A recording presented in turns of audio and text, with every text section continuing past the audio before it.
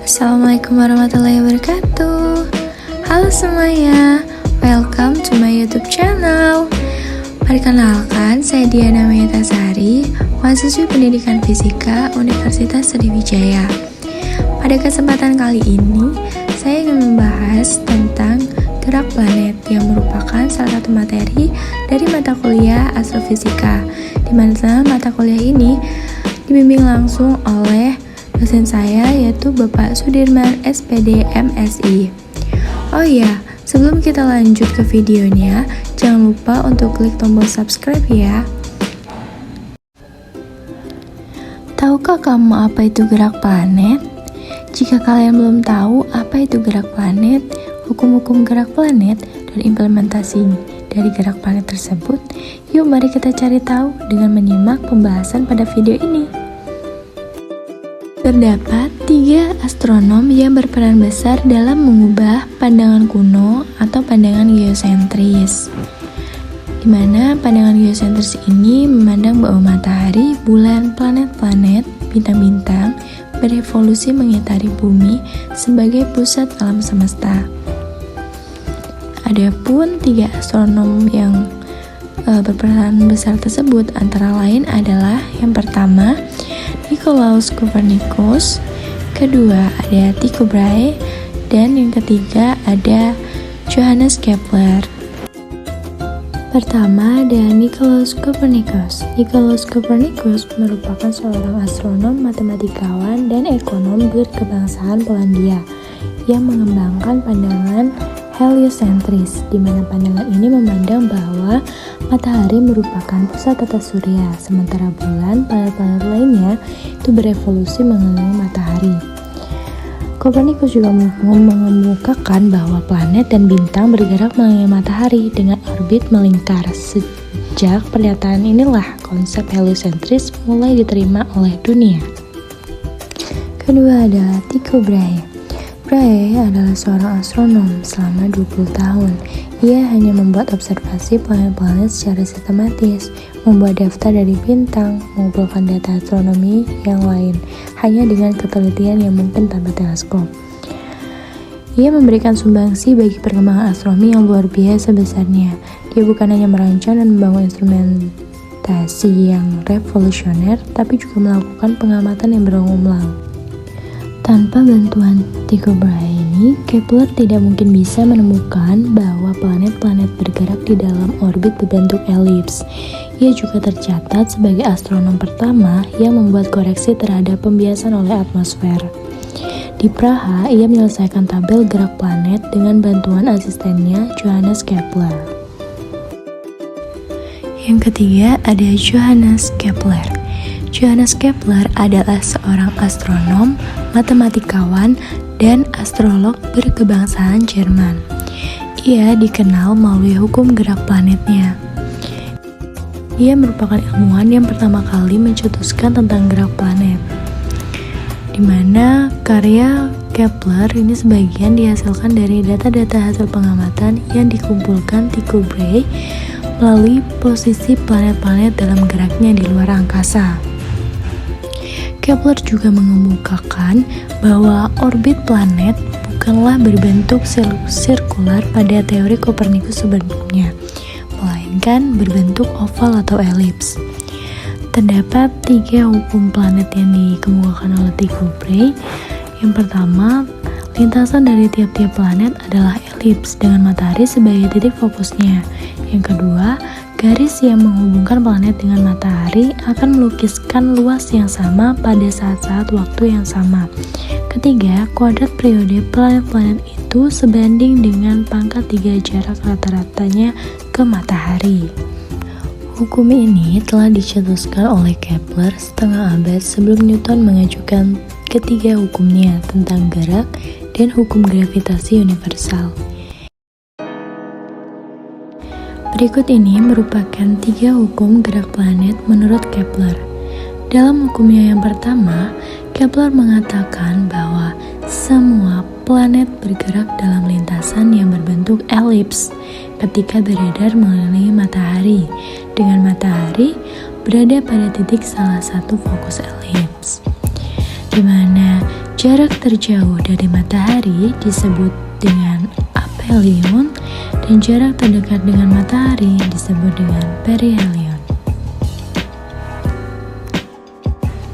Sedangkan dalam hukumnya yang kedua, Kepler mengatakan bahwa setiap planet bergerak sedemikian sehingga suatu garis hayal yang ditarik dari matahari ke planet tersebut mencakup daerah dengan luas juring yang sama dalam selang waktu yang sama.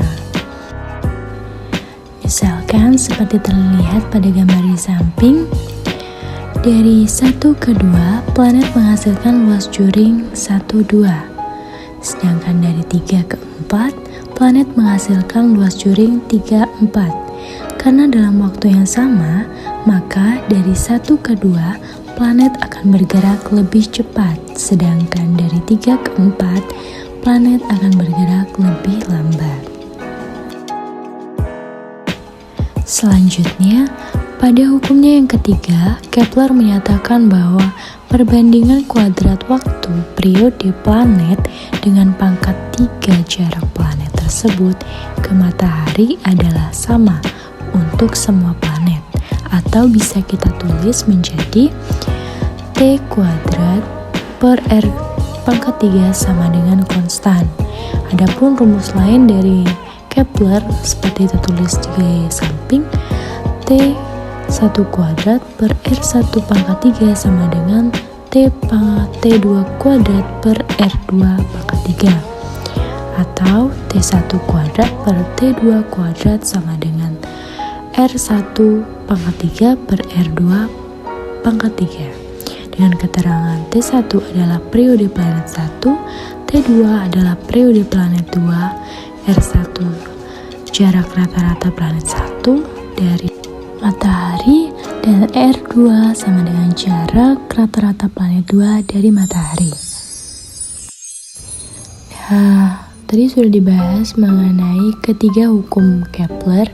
Dari hukum-hukum tersebut dapat kita ketahui bahwa gerak planet merupakan gerak pada lintasan elips yang berputar mengelilingi matahari atau biasa disebut dengan revolusi, dan juga dapat berputar pada porosnya.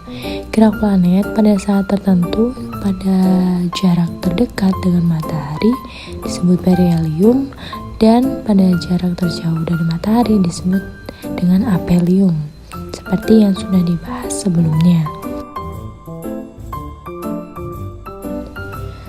Lanjut pada pembahasan kita yang saat ini, yaitu tentang revolusi dan rotasi planet di tata surya. Pada tabel di slide ini terdapat nama-nama planet, skala revolusi, dan skala rotasi. Seperti yang kita ketahui, terdapat 8 planet dalam tata surya kita. Yang pertama ada Merkurius, kedua ada Venus, ketiga Bumi, 4 Mars, 5 Jupiter, 6 Saturnus, 7 Uranus, dan yang terakhir ada Neptunus. Nah, kalau revolusi itu adalah pergerakan planet mengelilingi matahari. Nah, di sini Merkurius itu berevolusi mengelilingi matahari dengan waktu 88 hari. Lalu Venus dalam waktu 225 hari, Bumi 365 hari, Mars 687 hari, Jupiter 11,86 tahun, dan Saturnus 29,5 tahun, Uranus 84 tahun, dan Neptunus itu 165 tahun. Adapun kalau rotasi, Merkurius itu ada 59 hari, Venus 243 hari, Bumi 24 jam, Mars 24,6 jam, Jupiter 10 jam, Saturnus 10,7 jam, Uranus 17 jam, dan Neptunus selama 16 jam. Nah, dari skala revolusi dan rotasi tersebut kita dapat ketahui bahwa setiap planet itu memiliki waktu revolusi dan rotasi yang berbeda-beda, jadi tidak sama. Tergantung dari jarak elipsnya. Lintasan elipsnya itu kan ada yang dekat dan ada juga yang terjauh. Ya, berbicara tentang gerak planet, selanjutnya kita akan berbicara tentang gerak bumi. Ya, bumi, planet kita. Jadi bumi ini merupakan planet ketiga dalam sistem tata surya. Bumi itu geraknya ada dua, yaitu berotasi dan berevolusi. Dimana bumi ini berotasi pada porosnya, atau maksud saya berputar pada porosnya itu dalam waktu 23 jam, 56 menit, dan 4 detik. Di samping itu, bumi juga berevolusi atau bergerak mengitari matahari dalam waktu 365 hari, 6 jam. Gerak bumi yang berputar pada porosnya menimbulkan gambaran dari penghuni bumi di dalamnya, bahwa seolah-olah semua benda langit termasuk matahari mengelilingi bumi dari timur ke barat. Hal ini disebut sebagai gerak semua benda-benda langit terhadap bumi. Nah, pada saat bumi itu berputar pada porosnya, yang bergerak itu sebenarnya adalah bumi, sedangkan matahari dan benda langit lainnya dianggap diam sebagai kerangka acuan. Namun karena kita berada di dalam bumi yang bergerak, seolah-olah matahari itu yang bergerak mengitari bumi. Ini seperti kita saat di dalam kendaraan yang sedang bergerak, maka kita akan melihat seolah-olah benda di luar kendaraan yang bergerak terhadap kita. Nah, gerak bumi mengitari matahari ini erat kaitannya dengan adanya gaya tarik-menarik antar matahari dengan bumi yang disebut sebagai gaya gravitasi. Karena bumi bergerak mengitari matahari, maka bumi memiliki percepatan sentripetal. Gerak bumi yaitu ada dua, yang pertama rotasi bumi dan revolusi bumi. Rotasi bumi adalah peredaran bumi mengelilingi sumunya atau porosnya dari arah barat ke timur. Lamanya rotasi bumi disebut kala rotasi, yaitu sebagai 23 jam 56 menit 4 detik, dan disebut juga 1 hari. Adapun revolusi bumi adalah peredaran bumi mengelilingi matahari. Revolusi bumi ini merupakan akibat tarik-menarik antar gaya gravitasi matahari dengan gaya gravitasi bumi. Kalau revolusi bumi dalam satu kali mengelilingi matahari adalah 365/4 hari.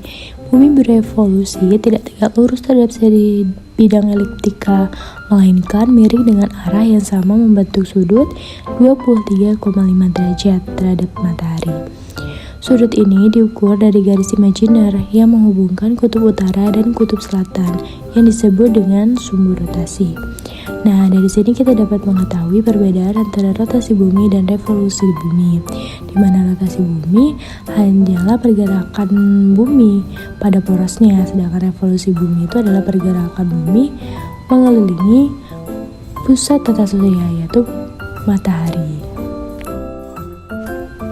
Nah, pergerakan rotasi bumi itu ternyata memberikan dampak atau akibat. Adapun akibat terjadinya rotasi bumi tersebut, yang pertama adalah terjadinya siang dan malam.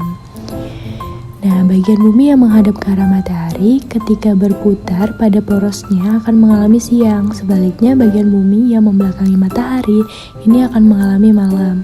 Nah, hal ini terjadi secara bergantian, yaitu panjang waktu siang dan malam rata-rata 12 jam. Adapun yang kedua adalah terjadinya perbedaan waktu. Nah, orang-orang yang berada di sebelah timur akan mengalami matahari terbit dan terbenam lebih dahulu. Hal ini dikarenakan bumi berputar dari arah barat ke timur. Daerah yang berada pada sudut 15 derajat lebih ke timur akan melihat matahari terbit lebih dahulu selama 1 jam. Maka jika di Nusa Tenggara Barat matahari telah terbit, maka kita di Jakarta baru melihat matahari terbit 1 jam setelahnya. Selanjutnya ada gerak semua harian bintang. Akibat rotasi bumi, maka kita yang ada di bumi melihat seolah-olah matahari lah yang bergerak berputar dari timur ke barat mengelilingi bumi. Padahal yang terjadi sebenarnya adalah matahari tidak bergerak tetapi bumilah yang bergerak berputar mengelilingi matahari dari barat ke timur. Gerak yang tidak sebenarnya ini dinamakan dengan gerak semu harian bintang. Disebut gerak semu harian karena kita dapat mengamatinya setiap hari atau setiap saat. Adapun yang terakhir atau yang keempat, itu ada terjadinya perbedaan gravitasi di permukaan bumi akibat terjadinya revolusi bumi. Nah, pengaruh dari revolusi bumi yang pertama ada perbedaan lama siang dan malam. Kombinasi antara revolusi bumi serta kemiringan sumbu bumi terhadap bidang eliptika menimbulkan beberapa gejala alam yang teramati berulang setiap tahunnya. Contohnya yaitu adalah lamanya siang dan malam yang berbeda. Kemudian yang kedua ada gerak semu tahunan matahari. Ketiga ada perubahan musim, di mana musim-musim di belahan bumi utara dan belahan bumi selatan ini akan berubah-ubah. Kemudian yang keempat atau yang terakhir adalah terjadinya perubahan rasi bintang. Nah, rasi bintang itu sendiri adalah susunan bintang-bintang yang tampak dari bumi membentuk pola-pola tertentu. Bintang-bintang membentuk sebuah rasi B sebenarnya tidak berada pada lokasi yang berdekatan, karena letak bintang-bintang itu sangat jauh. Maka ketika diamati dari bumi seolah-olah tampak berdekatan. Rasi bintang yang biasa kita kenal antara lain Aquarius, Pisces, Gemini, Scorpio, Leo, dan lain-lain. Bulan. Jika tadi kita bahas tentang bumi, maka sekarang kita bahas tentang satelit dari bumi, yaitu adalah bulan. Jadi bulan itu merupakan satelit yang dimiliki oleh bumi. Disebut dengan satelit karena sifatnya itu yang selalu mengikuti bumi kemanapun berjalan. Nah, sebetulnya ada banyak sekali satelit di atas permukaan bumi. Namun, kebanyakan adalah merupakan buatan, sedangkan bulan itu merupakan satelit yang alami. Waktu periode revolusi bulan merupakan waktu yang dibutuhkan bulan dalam beredar mengitari bumi, yaitu sekitar 29,5 hari. Nah, beberapa waktu periode rotasinya ternyata periode rotasi bulan itu sama dengan waktu periode revolusinya, yaitu 29,5 hari. Gerak pada bulan. Pada dasarnya, gerakan bulan itu terdiri dari 3 jenis gerakan. Yang ketiganya ini bergerak secara bersamaan. Yang pertama ada gerak bulan berotasi pada porosnya. Kedua, gerak bulan berevolusi atau beredar mengelilingi bumi. Dan yang ketiga, gerak bulan beredar mengikuti bumi mengelilingi matahari.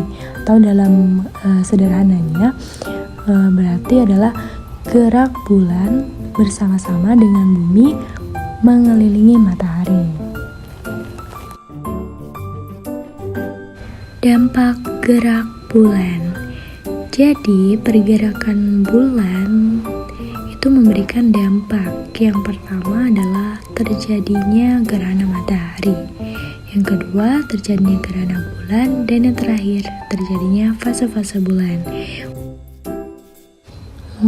Mungkin dari kita bertanya-tanya apa sih gerhana matahari yang merupakan dampak dari pergerakan bulan. Jadi gerhana matahari itu adalah suatu fenomena di mana antara matahari, bulan, dan bumi itu berada pada posisi membentuk garis lurus. Nah, pada posisi seperti ini, sebagian sinar matahari yang semestinya mengarah ke bumi itu terhalang oleh bulan.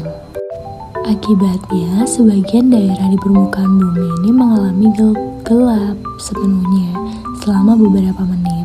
Sebagiannya lagi hanya gelap sebagian. Daerah lainnya itu tetap terang seperti biasa. Gerhana bulan. Gerhana bulan itu merupakan suatu fenomena alam di mana antara matahari, bumi, dan bulan itu berada pada posisi membentuk garis lurus. Nah, pada posisi seperti ini, bayangan sinar matahari itu akan terhalang oleh bumi dan akan menutupi bulan sepenuhnya. Bulan ini seolah-olah akan menghilang selama beberapa saat dari penglihatan kita. Terjadinya gerhana matahari dan bulan itu merupakan suatu gejala alam yang menarik, karena pada saat antara matahari, bumi, dan bulan berada dalam satu garis, daya tarik dari ketiga benda bermassa besar tersebut akan saling mendukung. Nah, hal ini akan memberi dampak pada keadaan di permukaan bumi kita, yaitu salah satu contohnya adalah terjadinya pasang surut air laut. Fase-fase bulan. Dampak yang terakhir adalah fase-fase bulan. Bulan dalam gerak edarnya mengitari bumi memancarkan cahaya yang ikut membantu menerangi kegelapan malam di permukaan bumi. Itu cahaya tersebut itu sebenarnya hanyalah pantulan dari permukaan bulan yang berasal dari sinar matahari. Gerak edar bulan terhadap bumi dan juga posisi bulan terhadap arah datang sinar matahari menyebabkan sinar yang dipantulkan ke permukaan bumi itu tidak sama, bergantung pada sudut bulan terhadap posisi bumi dan matahari. Jika sudut bulan membentuk garis lurus 180 derajat, maka fase bulan tergambarkan sebagai bulan yang bulat penuh ketika bulan berada di belakang bumi yang menghadap matahari, dan tidak tampak atau fase bulan baru ketika bulan berada di depan bumi menghadap matahari. Namun jika sudut bulan membentuk sudut siku-siku 90 derajat, maka fase bulan tergambar sebagai bulan berbentuk setengah. Adapun fase-fase bulan yaitu ada fase bulan baru, bulan sabit, bulan setengah, bulan bungkuk, bulan purnama, bulan bungkuk, bulan setengah, dan bulan sabit. Selanjutnya ada gerak semu langit. Gerak semu langit adalah gerak yang kita amati dari bumi, di mana benda-benda langit terlihat terbit di timur dan tenggelam di barat. Gerak semu ini teramati karena bumi kita yang berrotasi dengan arah sebaliknya, dari barat ke timur. Lintasan gerak benda-benda langit yang terbit di timur dan terbenam di barat dinamakan lintasan harian benda langit. Nah, seperti pada gambar di atas, pergerakan retrograde sebuah planet menyebabkan planet terlihat berubah arah haluan jika dilihat dari bumi. Gerak semu langit tidak sama periodenya dengan gerak matahari di langit bila diamati dari bumi. Gerak semu langit periodenya itu sebesar 23 jam 56 menit 4,1 detik, sedangkan gerak harian matahari di langit periodenya 24 jam. Pembahasan selanjutnya itu tentang konjungsi, oposisi, dan elongasi. Mungkin dari kita masih banyak yang belum tahu istilah-istilah tersebut. Maka dari itu, mari kita pelajari. Yang pertama ada konjungsi. Jadi konjungsi itu adalah kedudukan planet yang berada dalam posisi searah dengan matahari dilihat dari bumi. Nah, kedudukan konjungsi ini terjadi apabila elongsi salah satu planet itu mencapai 0 derajat. Kedudukan konjungsi ini dibedakan menjadi dua, yaitu konjungsi superior dan konjungsi inferior. Konjungsi superior terjadi ketika bumi, matahari, dan planet berada dalam satu garis lurus. Sedangkan konjungsi inferior ini terjadi ketika bumi, planet, dan matahari berada dalam satu garis lurus. Contohnya, Merkurius dan Venus merupakan planet yang letaknya lebih dekat ke matahari daripada bumi. Maka kedua planet ini selalu terlihat jelas tak lama sebelum matahari terbit dan setelah matahari terbenam. Saat Merkurius berada di antara bumi dan matahari dengan posisi sejajar bumi, Merkurius, matahari, maka peristiwa itu disebut konjungsi inferior Merkurius, sedangkan Merkurius berada di belakang matahari dengan posisi sejajar bumi, matahari, Merkurius, maka peristiwa tersebut disebut dengan konjungsi superior Merkurius. Kemudian ada oposisi. Oposisi itu merupakan kebalikan dari konjungsi. Jadi oposisi itu adalah kedudukan suatu planet yang berlawanan arah dengan posisi matahari dilihat dari bumi. Kedudukan oposisi ini terjadi apabila elongasi salah satu planet itu mencapai 180 derajat.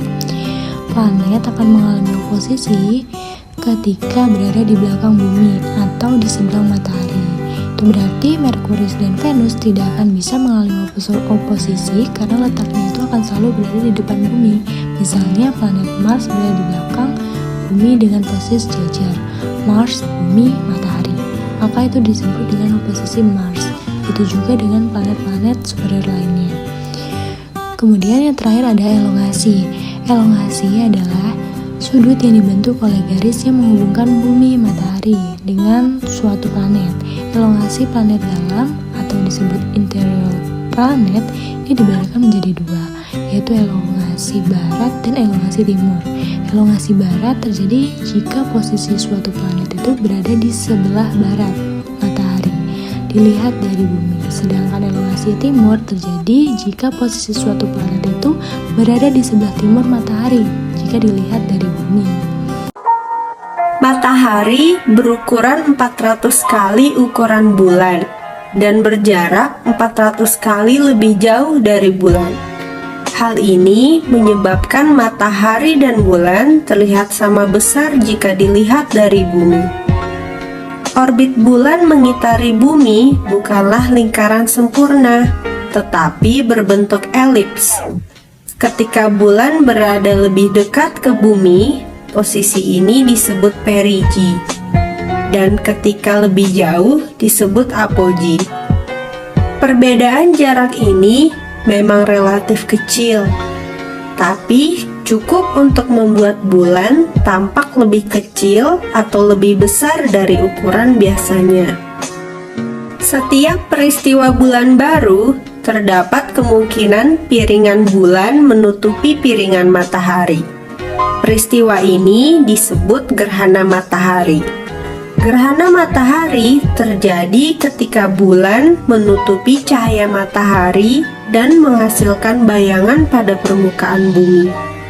Sebaliknya, setiap peristiwa purnama terdapat kemungkinan bumi menutupi cahaya matahari dan menghasilkan bayangan di piringan bulan. Peristiwa ini disebut gerhana bulan. Gerhana bulan terjadi ketika bulan berada di belakang bumi. Lalu, mengapa tidak terjadi gerhana setiap bulan? Bidang orbit bulan mengelilingi bumi miring sekitar 5 derajat terhadap orbit bumi mengelilingi matahari. Hal ini menyebabkan bayangan bulan selalu berbeda posisinya. Kadang-kadang bayangannya terlalu tinggi, kadang-kadang pula bayangannya terlalu rendah. Agar terjadi gerhana, posisi matahari, bulan, dan bumi haruslah tepat segaris, seperti ini. Pada kasus gerhana matahari, bulan bisa saja hanya menutupi sebagian cahaya matahari. Peristiwa ini disebut gerhana matahari sebagian. Jika bulan berada lebih dekat pada posisi apogee, bulan akan terlihat lebih kecil. Akibatnya, piringan matahari tidak tertutupi sepenuhnya oleh piringan bulan. Peristiwa ini disebut gerhana matahari cincin. Jika bulan berada lebih dekat pada perigi, bulan akan terlihat lebih besar. Piringan matahari akan tertutup sepenuhnya oleh piringan bulan. Peristiwa ini disebut gerhana matahari total. Bulan menghasilkan bayangan yang disebut umbra dan penumbra. Umbra adalah bagian dari bayangan bulan di mana seluruh piringan matahari tertutupi oleh piringan bulan. Di ruang angkasa, bentuknya terlihat seperti kerucut berukuran 400.000 km di belakang bulan. Peristiwa gerhana matahari total adalah momen langka. Hanya terjadi sekitar 1,5 tahun di suatu tempat di bumi. Gerhana matahari sebagian lebih sering terjadi, setidaknya 2 kali dalam setahun di suatu tempat di bumi. Bayangan umbra bulan yang berukuran relatif kecil menyebabkan tidak semua tempat di bumi bisa mengamati totalitas ketika terjadi gerhana matahari total. Kita harus berada pada jalur lintasan bayangan umbra bulan. Jika daerah Anda berada pada jalur totalitas, Anda termasuk orang yang beruntung. Sebab peristiwa yang sama akan terjadi pada daerah yang sama kira-kira 375 tahun sekali. Peristiwa totalitas gerhana matahari hanya dapat terjadi paling lama 7 menit. Itu pun jika kita berada pada posisi yang tepat di bumi. Itulah tadi video tentang gerak planet. Thanks for watching semuanya. Jika kalian suka, kalian bisa klik subscribe dan klik lonceng notifikasinya. Dan like and komen juga ya di bawah. Wassalamualaikum warahmatullahi wabarakatuh.